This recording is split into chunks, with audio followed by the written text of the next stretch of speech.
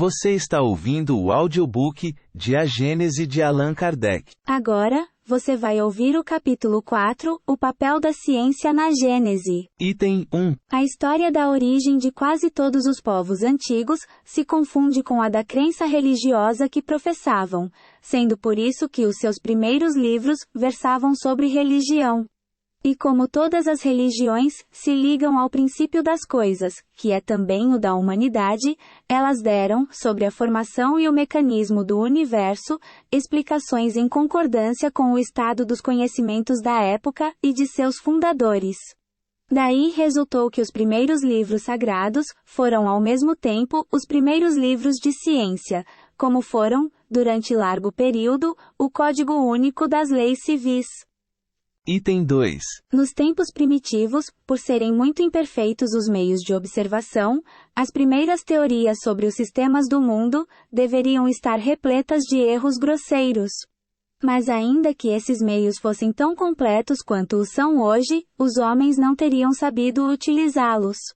Aliás, tais meios não podiam ser senão fruto do desenvolvimento da inteligência e do consequente conhecimento das leis da natureza. À medida que o homem se foi adiantando no conhecimento dessas leis, também foi penetrando os mistérios da criação e retificando as ideias que formara acerca da origem das coisas.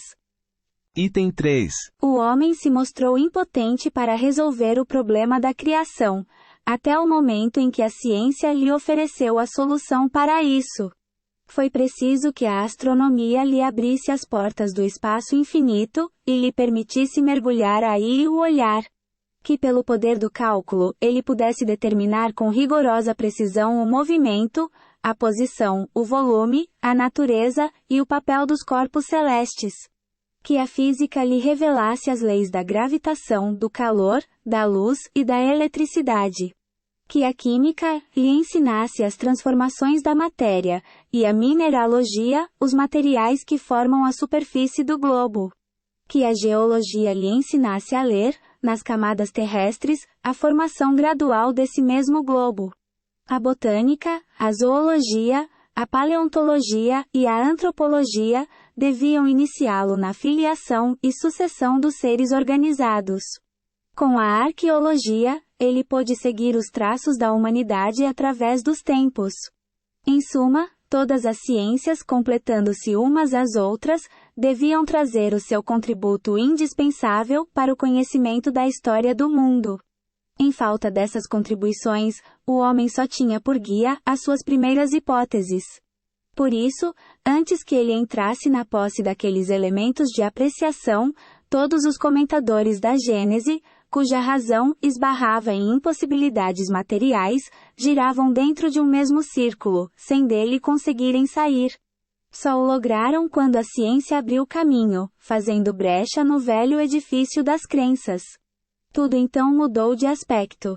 Uma vez achado o fio condutor, as dificuldades prontamente foram vencidas. Em vez de uma gênese imaginária, surgiu uma gênese positiva, e de certo modo, experimental. O campo do universo se distendeu ao infinito.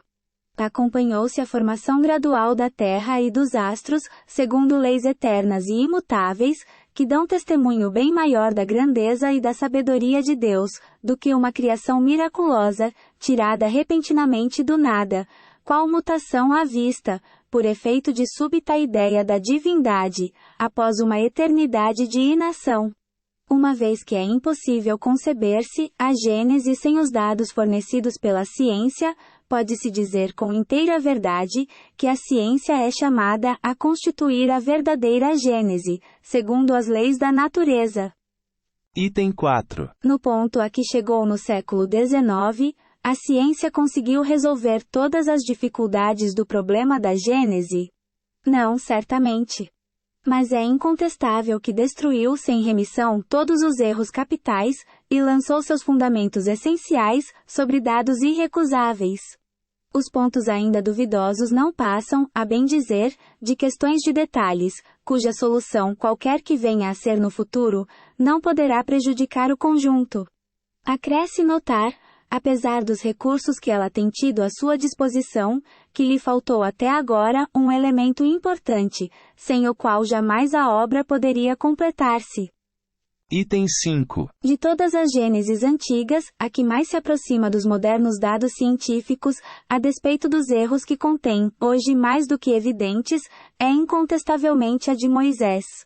Alguns desses erros são mesmo mais aparentes do que reais e provêm, quer da falsa interpretação atribuída a certas palavras, cuja primitiva significação se perdeu ao passarem de língua em língua pela tradução, ou cuja acepção mudou com os costumes dos povos, quer da forma alegórica peculiar ao estilo oriental, e que foi tomada ao pé da letra, em vez de se lhe procurar o espírito. Item 6. A Bíblia, evidentemente, encerra fatos que a razão, desenvolvida pela ciência, não poderia hoje aceitar, e outros que parecem estranhos e repelentes, porque resultam de costumes que já não são os nossos. Mas, a par disso, haveria parcialidade em não se reconhecer que ela contém grandes e belas coisas. A alegoria ocupa ali considerável espaço, ocultando sob o seu véu sublimes verdades, que se tornam claras, desde que se desça ao âmago do pensamento, pois logo o absurdo desaparece. Por que então não se lhe ergueu mais cedo o véu? De um lado, por falta de luzes que só a ciência e uma sã filosofia podiam fornecer, e de outro lado, por efeito do princípio da imutabilidade absoluta da fé, consequência de um respeito demasiado cego à letra, sob o qual a razão devia inclinar-se, e pelo temor de comprometer a estrutura das crenças, erguidas sob o sentido literal. Como tais crenças partissem de um ponto primitivo, temeu-se que, se o primeiro anel da cadeia se rompesse, todas as malhas da rede acabassem por se separar. Fecharam-se então os olhos obstinadamente. Mas fechar-se os olhos ao perigo não é evitá-lo. Quando uma construção se afasta do prumo, não manda a prudência que se substituam imediatamente as pedras ruins por pedras boas, em vez de se esperar, pelo respeito que infunde a solidez do edifício, que o mal se torne irremediável, e que se faça preciso reconstruí-lo de cima a baixo.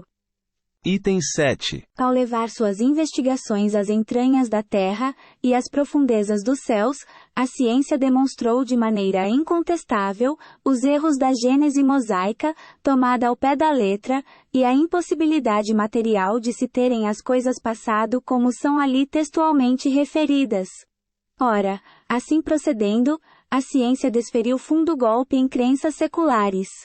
A fé ortodoxa se sobressaltou, porque julgou que lhe tiravam a pedra fundamental. Mas com quem havia de estar a razão? Com a ciência, marchando prudente e progressivamente pelos terrenos sólidos dos algarismos e da observação, sem nada afirmar, antes de ter as provas na mão, ou com uma narrativa escrita numa época em que faltavam absolutamente os meios de observação. Afinal de contas, quem deve levar a melhor? Aquele que diz que 2 e 2 fazem 5 e se nega a verificar, ou aquele que diz que 2 e 2 fazem 4 e comprova o que afirma. Item 8. Mas objetam, se a Bíblia é uma revelação divina, então Deus se enganou. Se não é uma revelação divina, deixa de ter autoridade, e a religião desmorona por falta de base. Ora, de duas coisas uma. Ou a ciência está em erro, ou tem razão. Se tem razão, não pode fazer seja verdadeira uma opinião que lhe é contrária. Não há revelação que se possa sobrepor à autoridade dos fatos. Incontestavelmente não é possível que Deus, sendo todo verdade, induza os homens em erro, nem consciente, nem inconscientemente, sem o que não seria Deus. Logo, se os fatos contradizem as palavras que lhes são atribuídas, o que se deve logicamente concluir, é que ele não as pronunciou, ou que tais palavras foram entendidas em sentido oposto ao que lhes é próprio. Se, com semelhantes contradições, a religião sofre dano, a culpa não é da ciência, que não pode fazer que o que é deixe de ser, mas dos homens, por haverem prematuramente estabelecido dogmas absolutos, dos quais fizeram questão de vida ou de morte, sobre hipóteses suscetíveis de serem desmentidas pela experiência. Há coisas com cujo sacrifício temos de resignar-nos, queiramos ou não, quando não consigamos evitá-lo. Desde que o mundo marcha, sem que a vontade de alguns possa detê-lo, o mais sensato é que o acompanhemos e nos acomodemos com o novo estado de coisas, em vez de nos agarrarmos ao passado, com o risco de sermos arrastados na queda. Item 9. A fim de guardar respeito aos textos sagrados, dever-se-ia obrigar a ciência a calar-se? Seria coisa tão impossível como impedir que a Terra gire. As religiões, sejam quais forem, jamais ganharão qualquer coisa em sustentar erros manifestos. A ciência tem por missão descobrir as leis da natureza. Ora, como essas leis são obra de Deus, não podem ser contrárias às religiões que se baseiam na verdade. Lançar anátema ao progresso, por atentatório à religião, é lançá-lo à própria obra de Deus. Mais ainda, é trabalho inútil, porquanto nem todos os anátemas do mundo seriam capazes de impedir que a ciência avance e que a verdade abra caminho. Se a religião se nega a avançar com a ciência, esta avançará sozinha. Item 10. Somente as religiões estacionárias podem temer as descobertas da ciência. Tais descobertas só são funestas às que se deixam distanciar pelas ideias progressistas, imobilizando-se no absolutismo de suas crenças. Elas, em geral, fazem da divindade uma ideia tão mesquinha que não compreendem que assimilar as leis da natureza, que a ciência revela, é glorificar a Deus em suas obras. Mas, na sua cegueira, preferem render homenagem ao espírito do mal. Uma religião que não estivesse sobre nenhum ponto, em contradição com as leis da natureza, nada teria que temer do progresso e seria invulnerável. Item 11. A Gênese compreende duas partes. A história da formação do mundo material e a da humanidade, considerada em seu duplo princípio, corpóreo e espiritual. A ciência tem se limitado à pesquisa das leis que regem a matéria. No próprio homem, ela apenas estudou e estuda o envoltório carnal. Sob esse aspecto, chegou a inteirar-se com uma precisão incontestável das partes principais do mecanismo do universo e do organismo humano. Assim, sobre esse ponto capital, pode completar a Gênese de Moisés e retificar suas partes defeituosas. Mas a história do homem, considerado como ser espiritual, se prende a uma ordem especial de ideias que não são do domínio da ciência propriamente dita, e das quais, por este motivo, não constitui objeto de suas investigações. A filosofia, a cujas atribuições pertence mais particularmente esse gênero de estudos, apenas tem formulado sobre o ponto em questão, sistemas contraditórios, que vão desde a mais pura espiritualidade até a negação do princípio espiritual e mesmo de Deus, sem outras bases afora as ideias pessoais de seus autores. Tem, pois, deixado sem decisão o assunto por falta de um controle suficiente. Item 12. Esta questão, no entanto, é a mais importante para o homem, porque envolve o problema do seu passado e do seu futuro. A do mundo material só o afeta indiretamente. O que lhe importa saber, antes de tudo, é de onde veio e para onde vai, se já viveu, se ainda viverá e qual a sorte que lhe está reservada. Sobre todas essas questões, a ciência se conserva muda. A filosofia apenas emite opiniões que concluem em sentido diametralmente oposto, mas que pelo menos permitem a sua discussão, o que faz com que muitas pessoas se coloquem do seu lado, de preferência a seguirem a religião, que nada discute. Item 13. Todas as religiões estão de acordo quanto ao princípio da existência da alma, sem contudo o demonstrarem.